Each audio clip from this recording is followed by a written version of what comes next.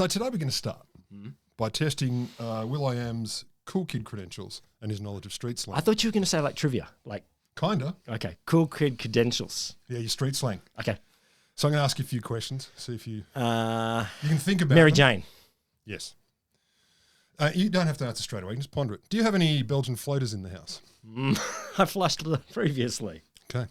What about a Tijuana gumball? Tijuana gumball. No, I don't do that anymore. Fair enough. How would you use a Swedish hand grenade? You'd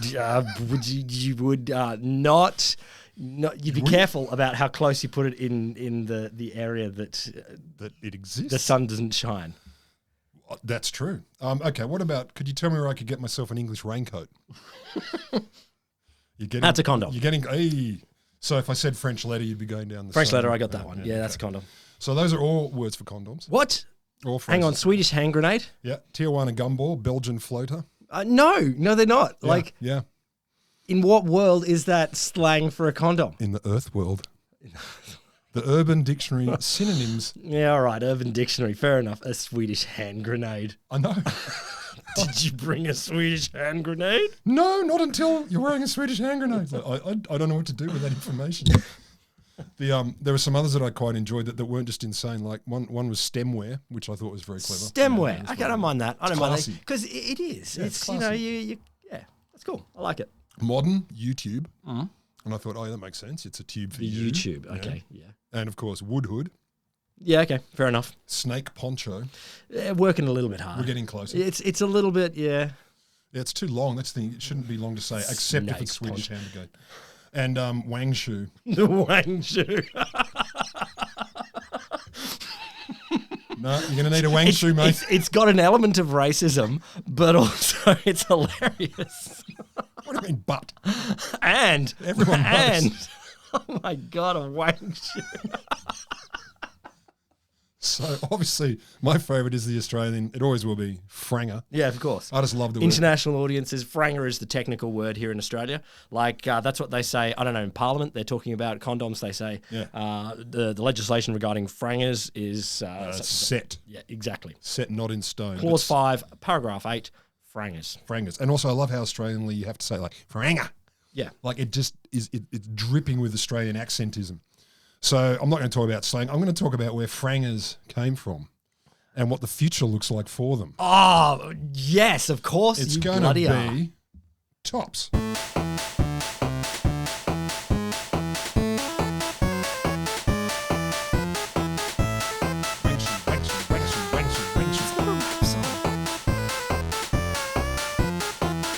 Welcome to the Wholesome Show, the Science Stories podcast for people who sit at the back of the classroom where the cool kids hang out. Yes. And sometimes we ask the unusual questions. Whatever questions you want, really. The inappropriate or best questions. Best questions. So that you don't have to. The Wholesome Show is me, Will Grant. Yes. And me, Dr. Roderick Griffin, prophylaxis Lamberts. I'm Dr. 2. About time you admitted that. I just want to be down with the cool kids. I mean, you named and shamed me in the other podcast, so now it's about time you owned up to your PhD here. The Wholesome Show is brought to you, listener, by the Australian National Centre for the Public Awareness of Science. Frangers. And frangers, yes. Frangers. Wang shoes. It's just too good. So this idea came to me in a flash of looking at something on the internet. Of course. That came across my feed. And I just got to show you, and I mean, I'm sure our webmaster or mistress, our web individual can put this picture up, but it really gave me cause to pause. Okay. Well, yeah, so I know. that's the sort of wang shoe shaped thing, but it's very boxy and very... It has a wire case. Indeed. I'll hold it up to the camera for the 8 people who watch at home, and you can see there's some nice straps to strap it around the base of the old champ. You've got to be, speaking as the lady or the gentleman receiver in this case, you've got to be really in the mood to cope with a wire box like that coming at you. It's a very clear wire case, and I pondered this for days. You're doing any other work and but how? Yeah, I know. Why? What's that like? Is the protection worth it? Then I realised, because it's in a museum, that was just a frame to hold it up. Oh. So you can see the shape of it. Why didn't they put a dildo in it? This is my question. Why didn't they, they're available. There are, if you look on certain shops, there are penis-shaped objects. Everywhere. That represent a penis. That you can eat too. You can buy them. You whack a cucumber in there. I know. But no, let's put a square wire cage in and say this is what an old condom looked like. But okay, that's a prudish museum. What museum? The museum. Okay. Well, I just remembered there was it's the Natural History Museum in London or something like that. That's the one. Anyway, but they wouldn't have done that. They would have because put I remember handcrafted ebony dildo. Yes, indeed. Because I remember they had a great demonstration of a toilet system, and they had the most turdish looking turd you could ever imagine. And you can tell that someone had spent quite a long afternoon or many afternoons. Can you imagine going to your boss? Nope, take it back. More. Start again. It's got to look like you've had pizza recently. Yeah. Also a lot of beer and maybe like some chicken wings. And you ate the bones. Like that's the kind of turd that I want. I worry about your But health. anyway, it was beautiful. And so that, it's about representing the natural world, and they wouldn't have chosen what you that. just described. I don't think represents the natural world at I got all. to say that we went there when I was 6 or 7, and I think that's up in my top 3 most visceral memories ever. The other ones are obviously when I got married and or broke my arm or something like that. But then Married or broke your arm. Different times. Court's still out. Lucky your wife's not in the room. Oh, wait a minute. What's that noise? Well, let's go into the history of the Wang shoe. You going to be all right? That's all right. It begins, like most history, in the past. Yeah. So the first apparently known documentation of condom use was by King Minos of Crete. King Minos. King Minos. So he was kind of famous. 3000 BC. Is he the little brother of the guy with the Midas touch? Minos and Midas? No. Oh. No, but he's the father of the Minotaur. Minotaur, of course. Yeah. He had the intercourse and the baby had a bull's head. Well, that's why you wouldn't do it anymore. You'd say, I don't want another one of these. I'm going to wear a condom next time. I think that was the good result because apparently several of the king's mistresses are said to have died having sex with him because he ejaculated serpents and scorpions. I'm going to say that's not true. I mean, it's who said... are you to lie with history? I mean, argue with history. Got to say, though, if you are the mistress of King Minos... And I am. And one of the other mistresses has died by some sort of scorpion serpent semen... Yeah. I'm choosing another job. Yeah. We're going to have sex now. I don't want to. Not tonight. I've changed my mind. So yeah, a number of them famously died, and that was the reason given. He would ejaculate serpents and scorpions. Hence why you would wear a faranga. Yeah, so to protect himself and his partners, which included, of course, his wife, the bladder of a goat was, quote, introduced into the woman's vagina, which protected the woman from disease. There are some arguments as to whether he put it on his yin-yang or whether it was put inside the lady first. Okay. So it was either a lady condom or a chappy condom. Yeah. It's not quite One clear. of the two. So after the fact, it turns out after using said device, Pasiphae, his wife, gave birth to 8 children. Not at once. Regardless, it didn't work. It separates the streams. You get multiple births. Because if a condom did that, I don't think it would have lasted much longer. It would be shocking. So it turns out this comes up quite a bit in the early days. It had the capacity to let some semen through, but allegedly would help protect against infection. Okay. So not a perfect prophylactic if it comes to having the babies. Better than nothing, though. Yeah. So the ancient Egyptians were one of the first civilizations to use the wang tube more broadly. Okay. Evidence from about 1000 CE, which is, the common era. Cacophonous era. Yeah. Epoch. Suggests they were probably made of linen. Again, I take the goat bladder, Yeah. I think. Well, how fresh is it? I don't know which I've is washed better. it. I just think linen is not of all of the... No, 1000 thread count. It's the finest Egyptian cotton. Finest Egyptian cotton. So soft. You'll barely notice it unless you use it as oh, shit. It's the hotel bed sheets. Yeah. And they didn't really use it as much for contraception as to prevent diseases like bilharzia, which is some kind of tropical horrible thing. It does sound like an ancient Egyptian disease, though. Yeah. It was also known as snail fever. Not because snails get it. Anyway, there's a whole bunch on that, but I'll just tell you the symptoms include abdominal pain, diarrhea, bloody stool, or blood in the urine. So you want to avoid that. That's a bad one. So stick a goat on you. Or indeed some linen. Linen. Yeah, wrap up a pillowcase, boom, off you go. The Egyptians would also colour code their Tijuana gumballs based on social status. No, you don't get a red one. You're a peasant. Is this once you've taken your trowels off that? What's the circumstances in which that matters? At that point, your mistress, wife, or partner for the night then discovers your social status. No, that's a pauper's franger. No. I have the king's franger here. Yes, basically Pharaoh here. You are not majestic enough for that purple one. And it's just colour?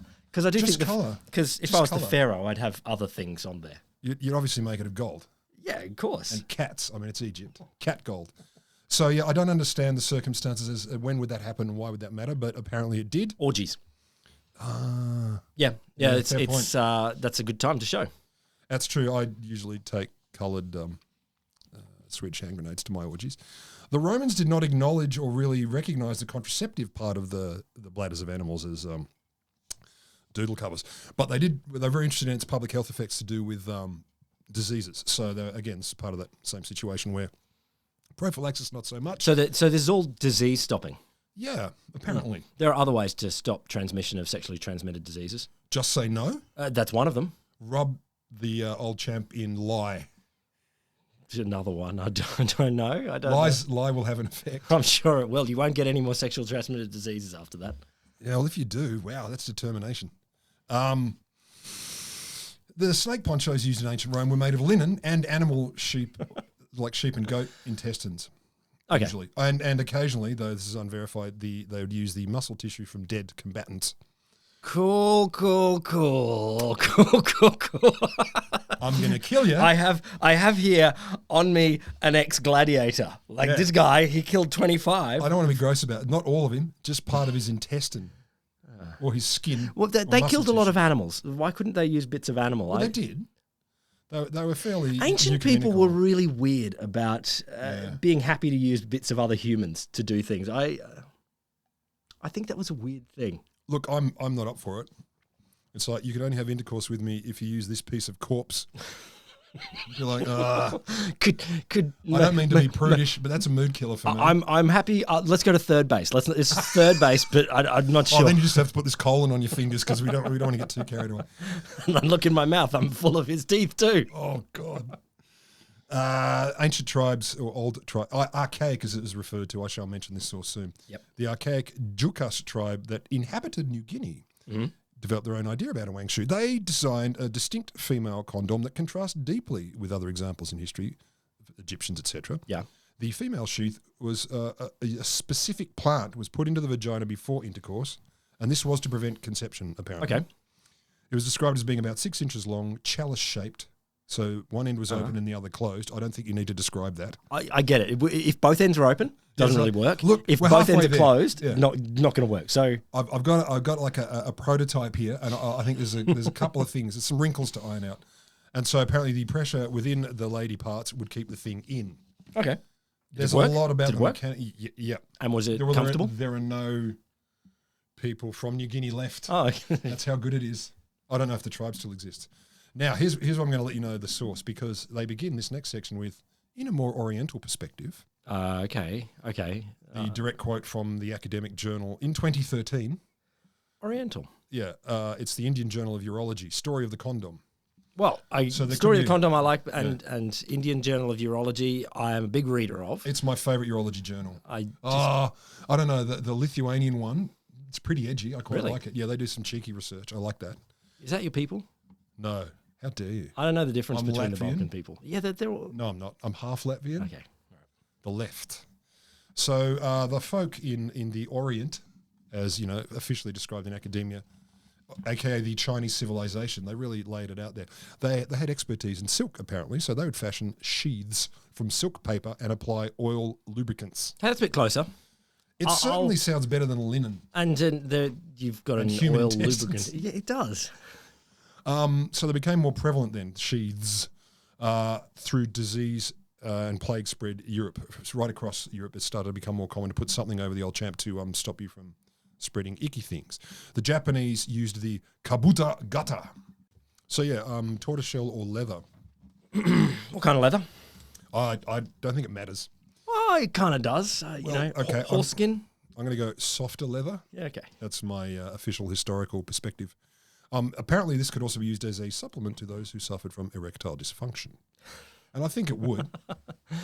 Well, it would either have no effect in getting rid of said erection, or I don't know how you'd get one.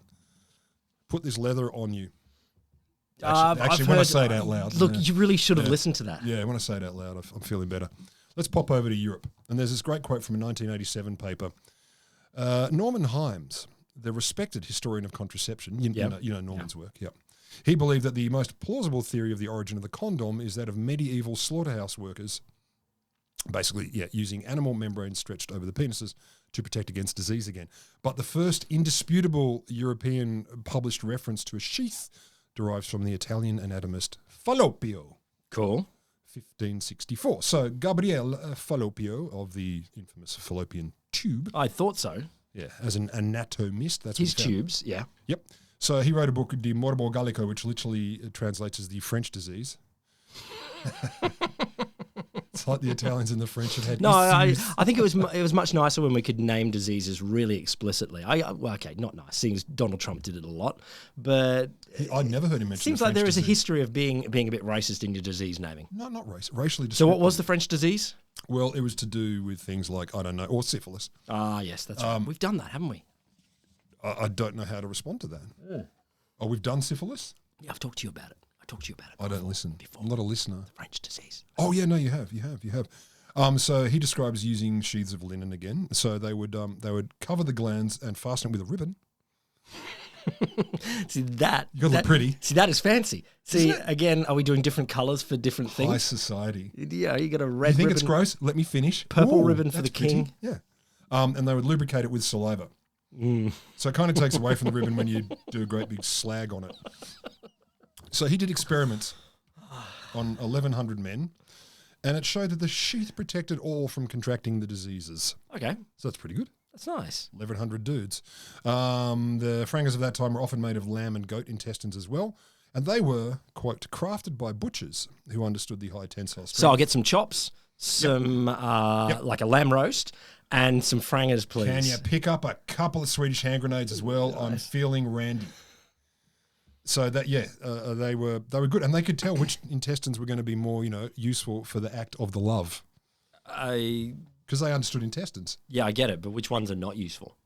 The weaker ones. Okay, all right. They got a good feel Probably for also what the you're going to ones need. too. Yeah, okay. Like your squirrel. Okay, yeah, fair enough. Okay. I know it sounds like I'm bragging, but I think for most men, a squirrel intestine might not be enough. So in the 17th century, the use of condoms as contraceptive was becoming very clear. So they were aware that it would stop you having the infants. And as a result, the fertility rate in England significantly declined. Did it really? Yeah, because they were using a lot of intestines and bladder sheaths. That's amazing. Yeah, oopsie. Yeah, that works. Oh, fuck, it really works. So there's some evidence of their use in places like Dudley Castle near Birmingham, and it suggests they were using condoms made of fish and animal intestines since around 1640. They really did a sort of choose your own adventure. Yeah. Find something in the house that will stop the sperm. Like it's what do you got? You got some leaves. You got you got a bucket. I've got a box. I can. A wooden frame. Yeah, exactly. Piece of tortoiseshell. Whatever. Wait, I've got a haddock. What if you pop that on, or bits of it? I mean, I understand they're going for animals because it's biological. I really thought intestines. I get it. You're making sausages. They're almost shaped the same sort of thing. As a condom. Yeah, exactly. Oh. And now that you mention it, so. No, I've never had a sausage. During the English Civil War, King Charles the First contracted syphilis from doing the prostitute thing. That's apparent. That's why. Of course, you can't get it from a civilized. Yeah. I don't know. I think it was more the keenth with which he wandered around. Well, let's blame him for his choices rather than the sex worker that he's working with. It's always the other person's fault. Yeah, you don't understand. He is the king here. Okay, he's the king. So there were Belgian floaters made of fish, cattle, and sheep intestines being used in the army to reduce transmission of syphilis, aka again the French disease. because that disease was a very common cause of soldier fatalities. How'd you die? Bullet wounds, sword cut? No, I got syphilis. I got the mega clap. Yeah, I get the it. Nuclear clap. Charles II became troubled by the number of illegitimate children he had, or allegedly had. The Boris Johnson issue. Yeah, but a lot more. How many? I mean, no one knows Boris Johnson's number, so It ain't that many. That dude, maybe he can get it up, but he couldn't keep it. Are you saying he doesn't know how many kids, and it could be 0 because he doesn't know? No, like he doesn't know. He has not issues. So to stop the illegitimate conceptions, the doctor prescribed a sheath made of lamb intestines. The doctor was also known as Colonel Condom. No, Colonel Condom. I know. No. That's a kid's show. Saturday morning cartoon. No. Colonel Condom. Sick of having brothers and sisters? Suggest this, kids. Now, it had to come from somewhere, but seriously. Well, this is contested. See, okay. Because the phrase was known as. All right, so it's enough. not clear to me if his name was Fritz Condom. Or for some reason Barry Smith, and he became famous as the condom. We call him Captain Franger. Yeah, I don't know. So there are some arguments. Some say this is what the name came from, but others go, no, it wasn't. So there are others that say the Latin word for it was condus, which means receptacle or vessel. Makes sense. The Persian word kemdu, it's a flawless Persian accent, by the way, which refers to a long piece of intestine used for storage. Yeah, okay, that's close as well. The theory of the origin of the condom.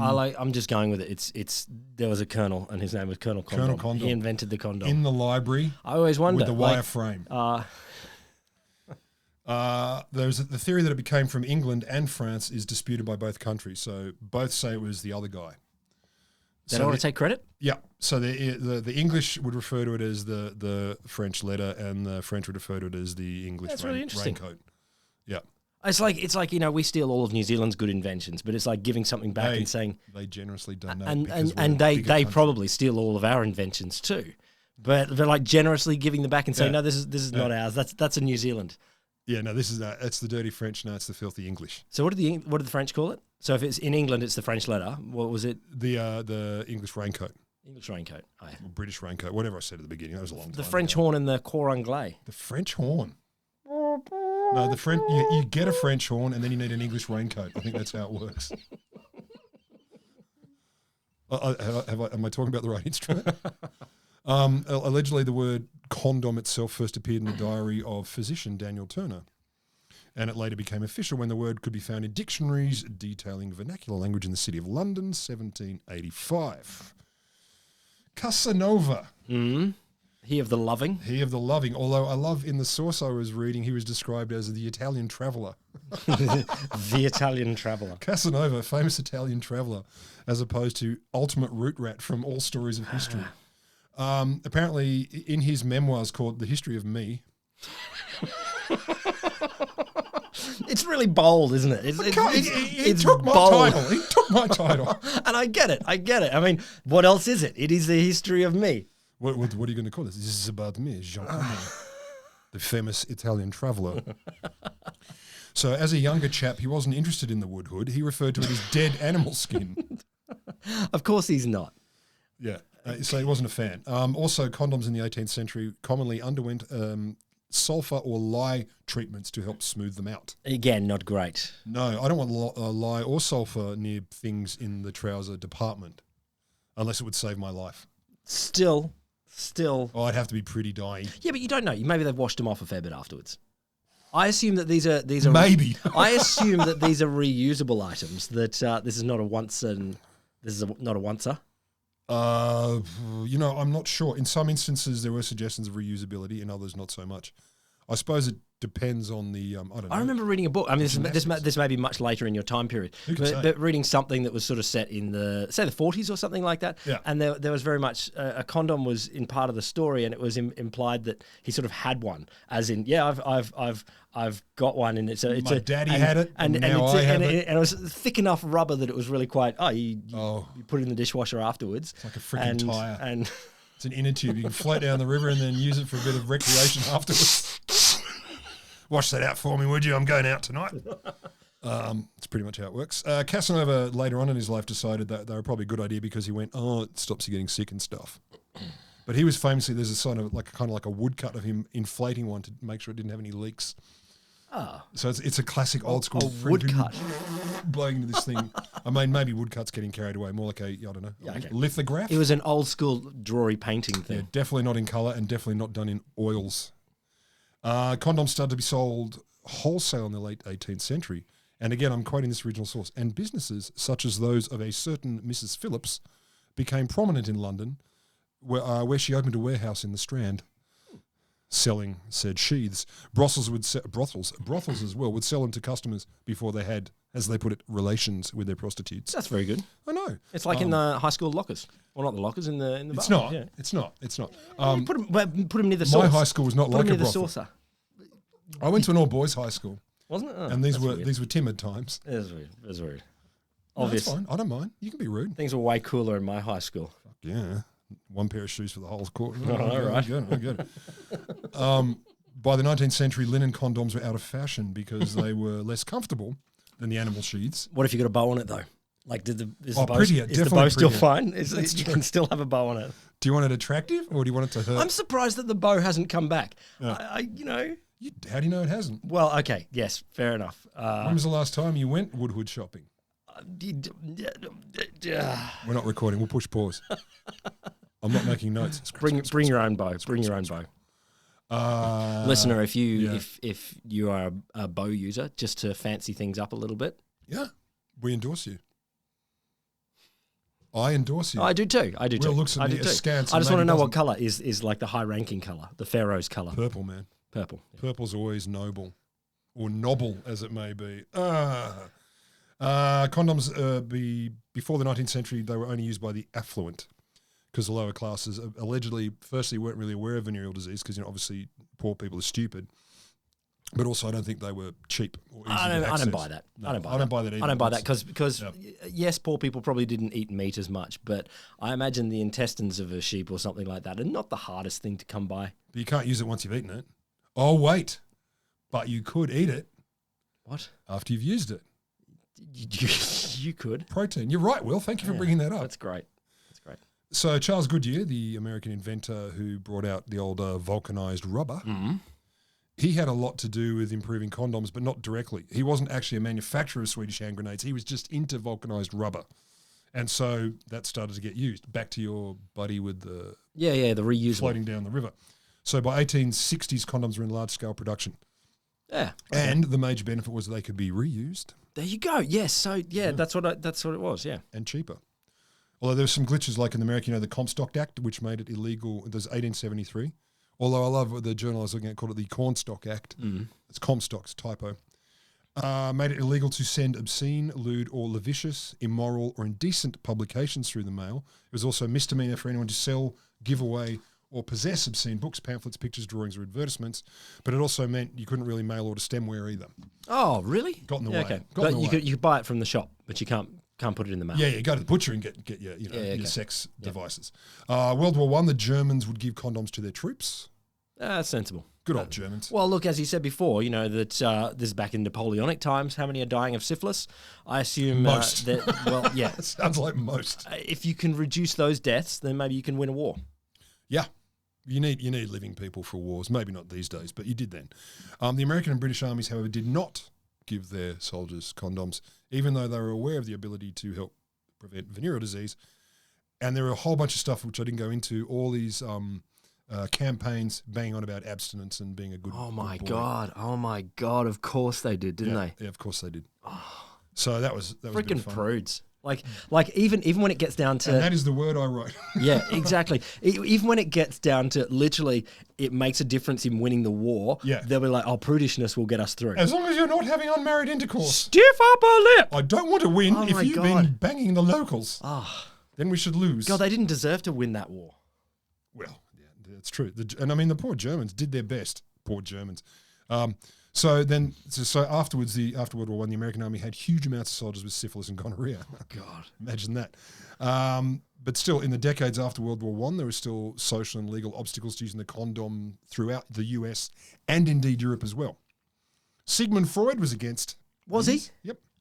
It represses your semen, which goes up through your spine into your brain and Means you won't represses have your sex with love, your something like that. Oh dear. I was going to solve that problem for you. Oh, you solved my beer problem, and I'll solve the reading problem.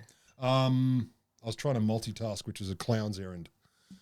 So where were we? Hang on, why was Freud was opposed to all methods of birth control on the grounds that their failure rates were too high. Don't do it because it might not work.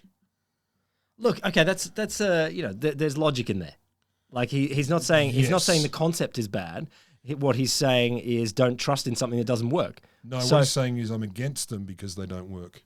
Not don't trust them. Yeah, look, give me the actual quote here. I'm against them. I don't trust them. Oh, it's in Austrian, so you probably won't understand. Damn, I won't, will I? Sehr schliche wir Frontstachen, wir stürzen die Gerücht. Oh, good. See, pretty much exactly as I translated it. He was also particularly opposed to condoms because they cut down on sexual pleasure. Of course. And that's thinking about your mum and banging your dad, which is pretty much Freud's intellectual bag. I don't think that was what he said. Wasn't that the basis of psychoanalysis? Probably. I get confused. I'm not sure. I know that there was something like that. I don't know if you had to have sex with your dad in there. I don't think so.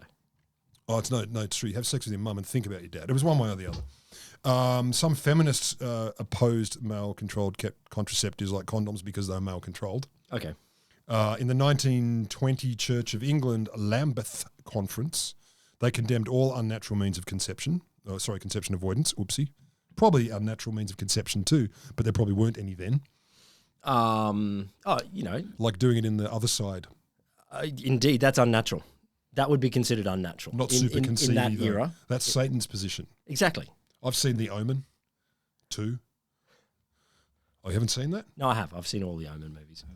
You know the one, yeah. Back in the day when I can handle scary movies. God, I love scary movies. The Bishop of London, Arthur Whittington Ingram. That is the most Bishop of London name ever. I'll have you know it's Bishop Whittington Ingram to you.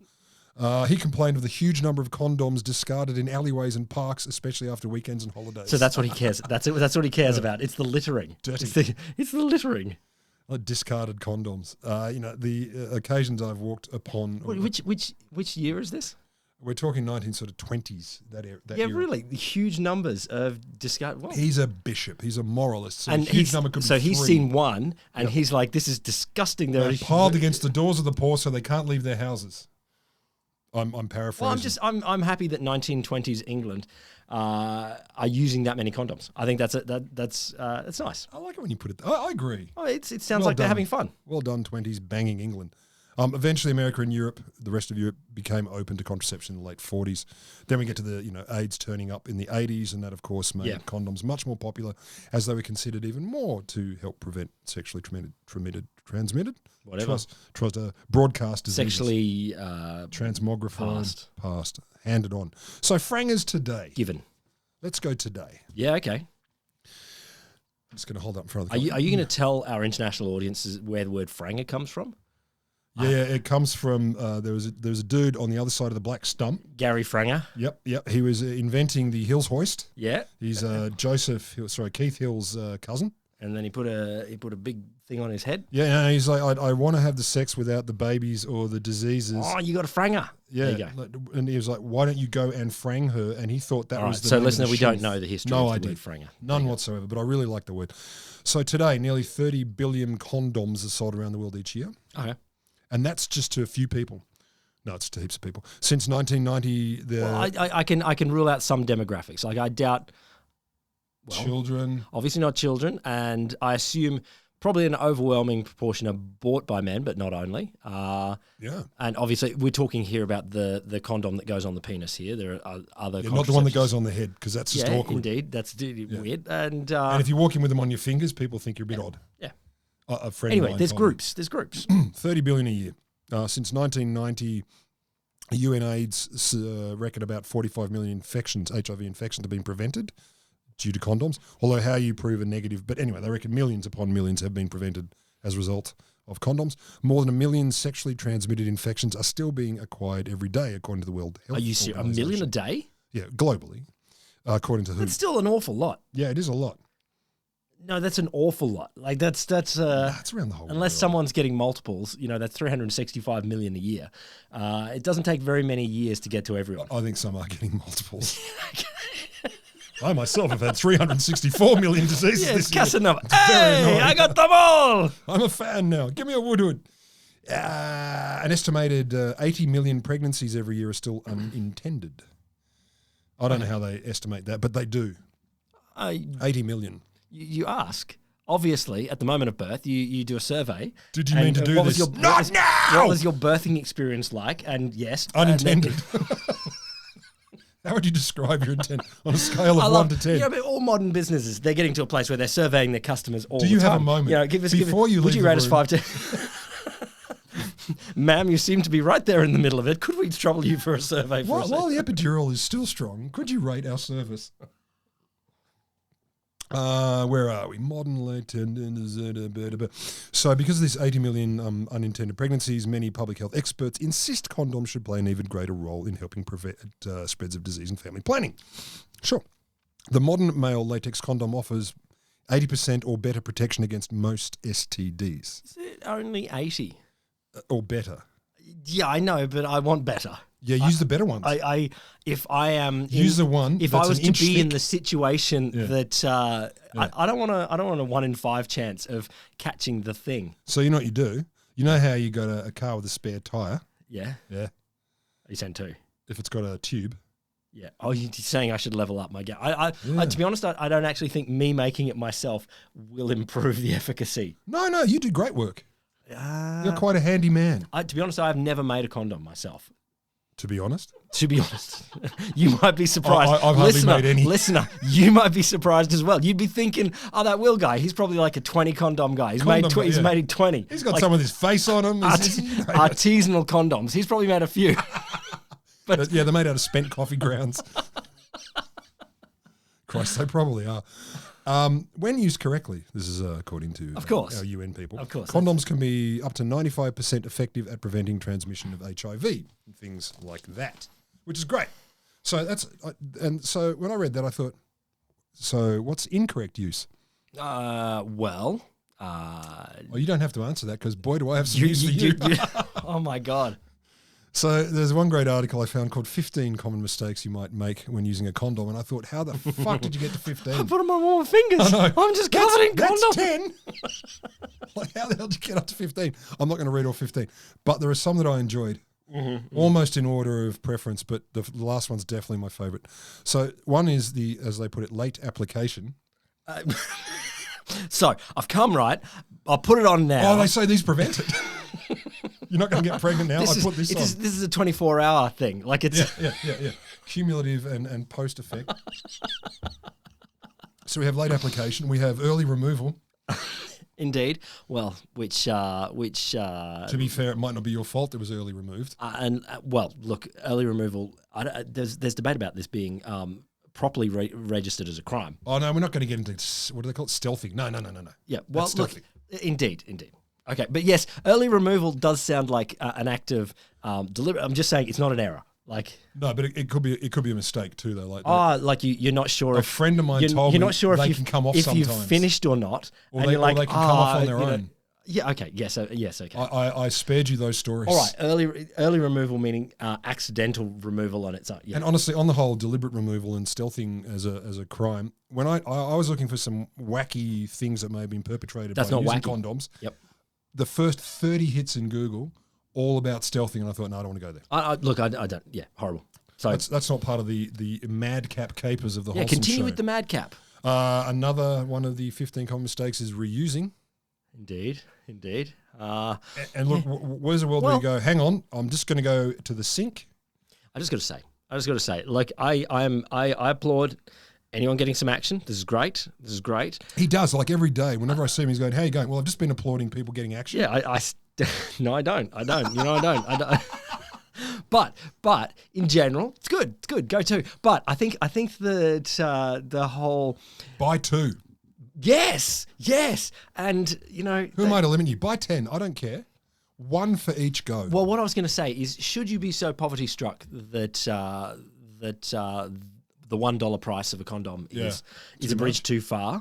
I don't doubt that there will be services around that will provide them for I don't either. free. So let's be clear, turning it inside out is not the best way to reuse it. Are you going to do this? Because there's a story that No, I'm not. That's this is it's a story that some people told to me once. a friend of yours, right? Yeah, you know, and they were idiots, but they were telling stories of idiots, and I don't know who was the bigger idiot in this, but I'm going to say okay. Again, it was back to the soldiers. It was soldiers in a country where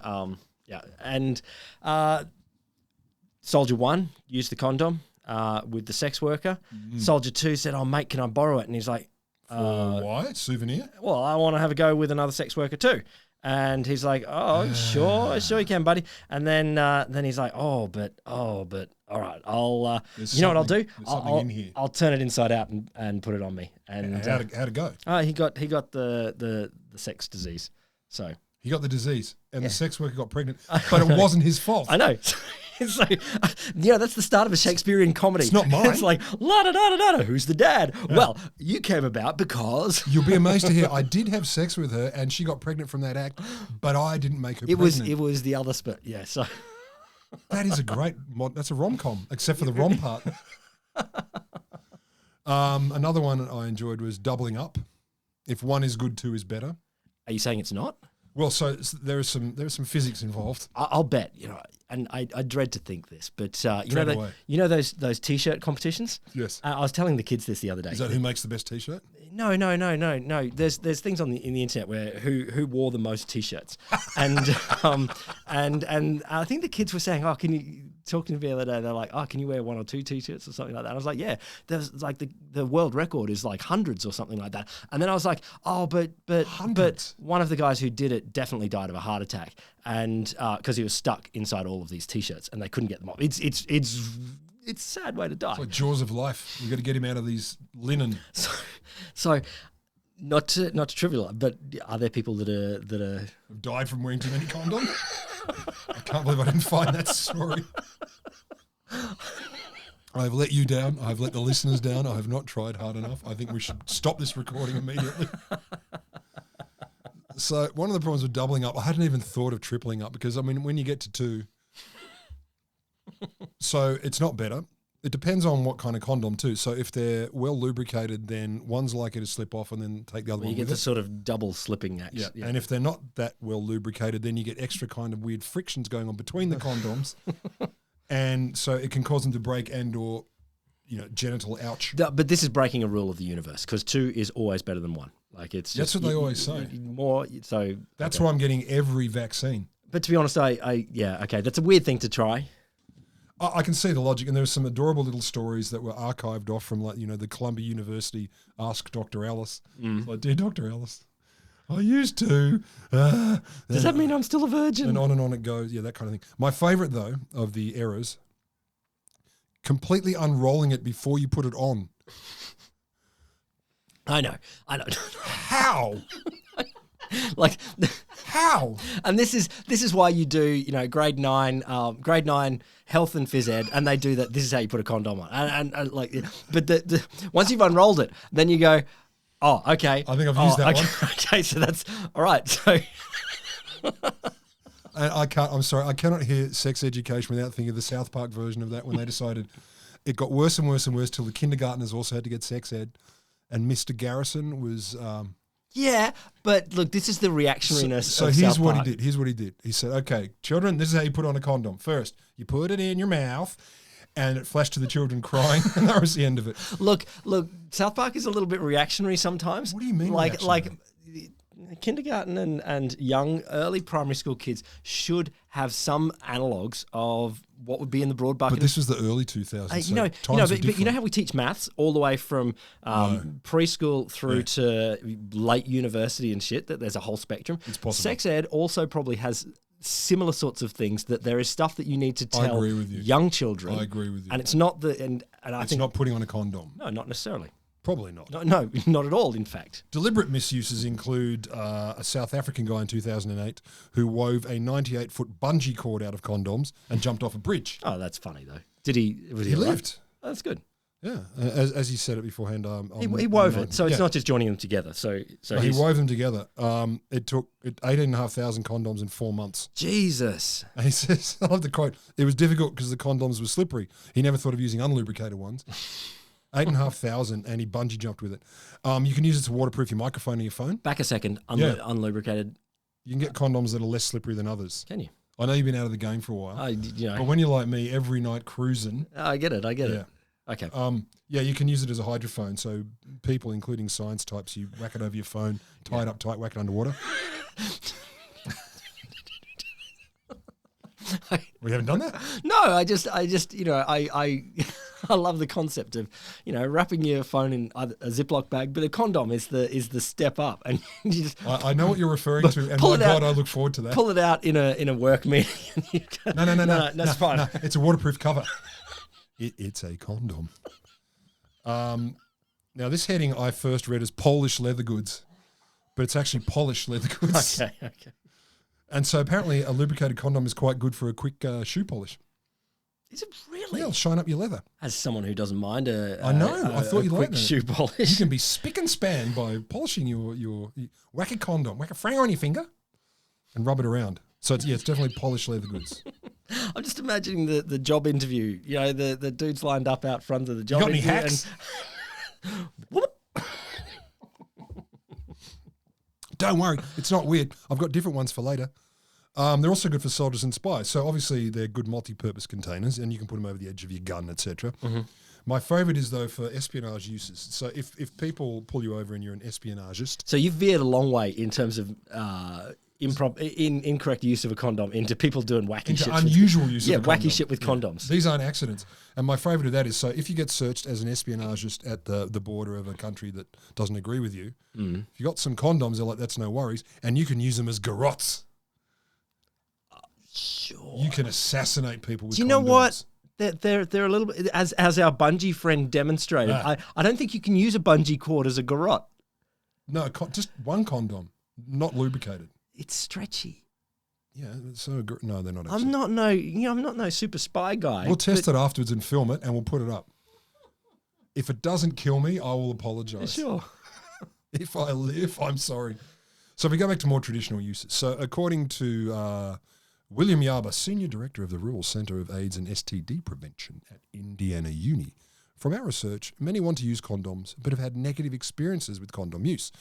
They believe the bad reputation of condoms, he puts in air quotes, or don't know much about correct condom use and how to use condoms and still experience pleasure. There are also other reasons that people are resistant, so religious grounds, poor sex ed, they don't like the way they feel, they can break, etc., etc.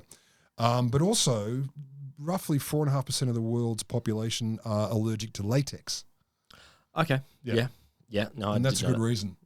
I don't want to make you pregnant, but I've got boils. No, but in fairness, they can still use the sheep intestines or something like that, or they're coming back to a good hipster or cafe. some linen, and a lot of oil. Use sandalwood; it's delicious. It smells so good.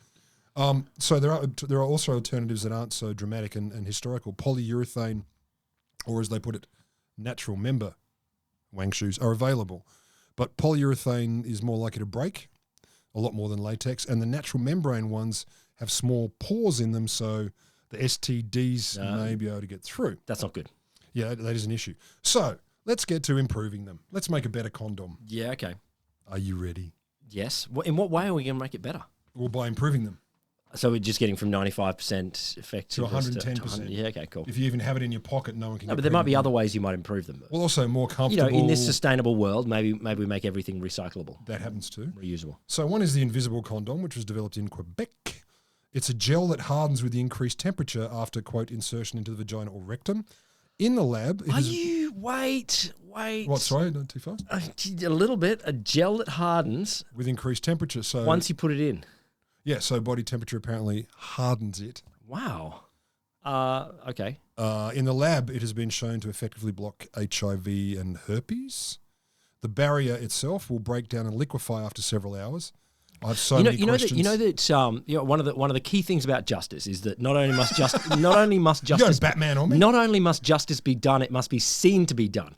And I think there's an analogy here in condoms that not only must condoms be on, they must be seen to be on. And I think the idea of some sort of invisible thing that hardens. No, I've got this gel on me, sweetheart. And once I'm in, it'll harden like a little, it's a little fortress. The only way to make it work is to have sex. I'm seeing some use case issues here. He told me it was invisible. Well, show me this invisible condom. Oh no, it broke down and liquefied after a few hours. Ah, Jesus. Your Honour, the prosecution rests. My favourite closer to this one is, as of 2005 anyway, it is still in the clinical trials. Oh, God. And has not been approved. In March 2013, the Bill Gates Foundation, sorry, it's probably still Bill and Melinda back then, but we all know It is still Bill and Melinda. It's going to be Bill and Melinda regardless if they're divorced or not. I just hope those two kids can work it out. They offered $100K US in 2013. So for them, that's what they're saying no to. That's projects they're saying Give them no $100K to. and tell them to fuck off. Yeah, this will get rid of I'm it. bored. I've got a cup of tea to drink. But anyway, so $100,000 for a condom that's the design that is, quote, significantly preserves or enhances pleasure to encourage more people to adopt it. The grant information says the primary drawback from the male perspective is that condoms decrease pleasure as compared to no condom, creating a trade-off that many men find acceptable. Oh, diddums. Particularly that diddums isn't in there. Particularly given that the decisions about use must be made just prior to intercourse.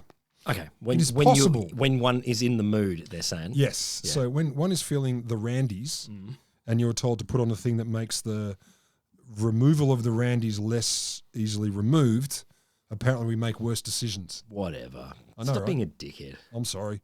It ends with, is it possible to develop a product without this stigma, or better, one that is felt to enhance pleasure? Okay. Yeah. So one project that got the money. So they're just going, let's make it positive. Let's make it a positive thing. I'm I'm about to not- put on yeah. the Power Wang shoe or whatever it is. The Awesome Wood Hood. Sorry, Snake Poncho. That hasn't come up enough.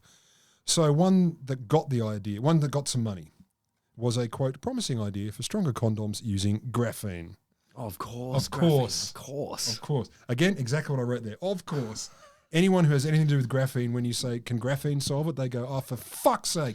It's not a magical formula for everything. You know what I love about graphene though? The smell. No, the fact that it was huge 2015 or so, and what problems has it solved for us lately? I don't even know if it even exists anymore. Yeah. So, material scientist at the National Graphene Institute at the Uni of Manchester, he believed, oh, my fingers are too sticky for the pages. He believed that the world's thinnest, lightest, strongest, and best heat conductive material could be ideal to improve the properties of condoms. Oh, I look, in all the reporting I've heard about graphene, one molecule thick but stronger than Spider-Man, and it's, it all sounds good. Doesn't it all sounds very condom ready.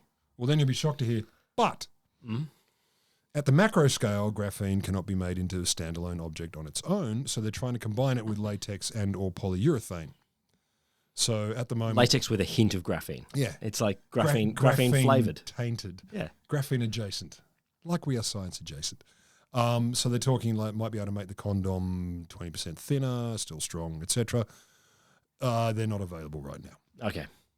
So the Aussies came in at Wollongong and Swinburne. They wanted to replace latex with a new material called tough hydrogel. So most hydrogels, which are polymers, I love this, a polymer network swollen by water, tend to be soft and squidgy. But they are working on ones that are strong and stretchy like rubber. They contain no latex, so the allergy problem disappears. Hydrogels can also be designed to feel more like human skin. There you go. That's beautiful. Thank you. Great. I have mixed feelings. Another mob. I get it. They haven't done it yet, I don't think. That's the but they're point. working on it. Yeah, I know. It's just the idea. Put on this thing that it's like you're wearing skin. No, but if you describe it in scientific language, then it's all fine. That's true. What do you call it? Epididymis-like. Yeah, exactly.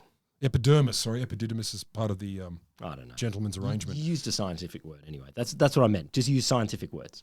So another mob at Boston Uni said we can develop a coating that can be applied to condoms to make them self-lubricating. Most lubricants on latex condoms are sticky, repel water, and or diminish during use. So as you use them, they get worse. So the Boston folk found they could bond a thin layer of hydrophilic, water-loving polymers to the surface. When they come into contact with water, they become more slippery. So this means the moisture from bodily fluids would help remain slippery and reduce friction. So they founded a company called Hydroglide Coatings. You know the ones. Yeah, Cool. We've got shares. And Stacey Chin, the chief executive and co-founder of the company, says the self-lubricating condoms can withstand at least 1,000 thrusts. Who are the people in the lab? 1, 2, 3. I'll start again. Fucking hell. How many was that? Apparently, regular condoms can only do about 600 thrusts. Okay, there you go. Can we just pause to applaud someone? 1,000 thrusts. Well done, Tiger. There's been a robot that is guaranteed there is a robot that is testing the thrust capacity of condoms. The thrust capacity, that's very close to the capacitor. So they did a small survey, and apparently people quite like them. Okay. So the only thing I'll add is that fit does matter. Size will fit matters. So a study from Indiana Uni in 2014 found that the erect length of penises, they looked at 1,661, I love the sexually active men. So apparently the erect length doesn't matter if you're not actually getting the sex at the time. That's unfair. What about the incels? Yeah, like you got to measure them as well. Yeah, man, I don't even get to tell you. No, I don't count at all. Is. Exactly. They found in the US, so we get to mock, the erect size ranged from 4 centimeters to 26. Okay. It's not a lot. 4 centimeters. I mean, I don't mean to, I'm not making any comment here. I'm not making any comment here because, I don't doubt that life is rough. Okay, good luck with this one. Circumference range. I don't. From. I don't like either of these numbers. For very different reasons. What are we talking? Like from a pencil to a 44-gallon drum? I mean, what? Fuck, can you see my notes? From 3 centimeters. Now, I don't know how. Now, just to work backwards here, listen to American audiences, that's 12 inches. No. Just to we all normally work in diameters or something like that of a spherical. To convert, you got to do pi, and it's a little bit tricky. Circumference, take a bit of string and wrap it around the thing. No doubt. But what's the circumference of a beer can? A lot more than 3 centimeters. You could guess right there the diameter of a beer can. Circumference, I'm going to say 12. It's a gift. I can judge the circumference of anything. You're a circumference guy. You can't tell head size. I can tell circumference. Okay. All right. So what are we going? Circumference from 3 to 19. And I'm going to say, I'm pretty confident that's bigger than a beer can. As we all work backwards. I don't know what a beer can like that. No, as we all do this.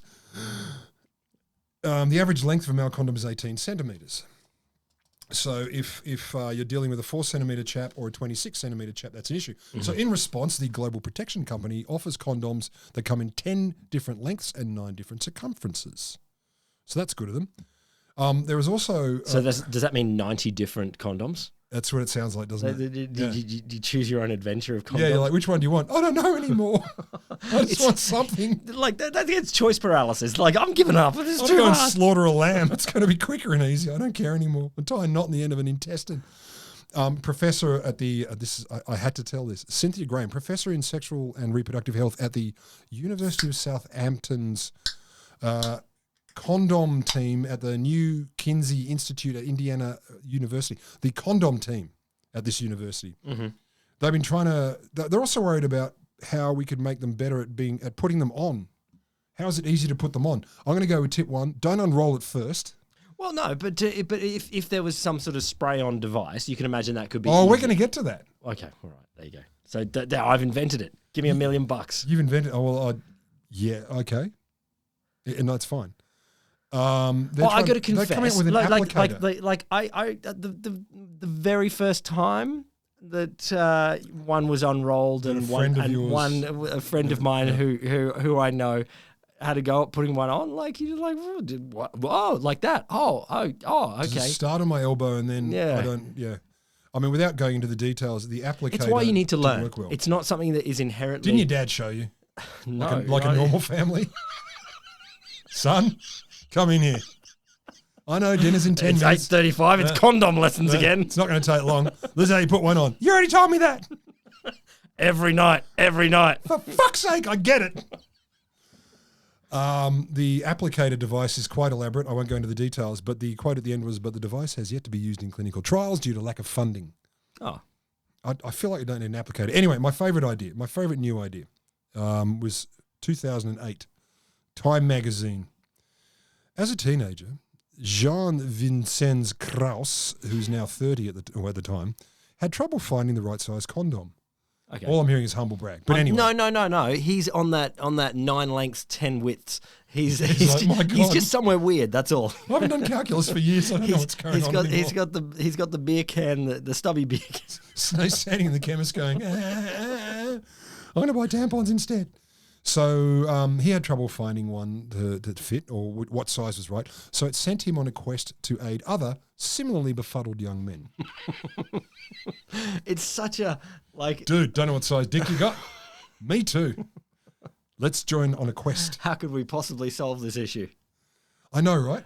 I know. Impossible. Is there a device? But it doesn't relate to what the condom looks An like. app. There's got to be an app. But, you know, if the condom says greasy, medium to large sized, love for him and her size, you go like, is that 17 Yeah, inches? exactly. Who knows what medium means? Yeah.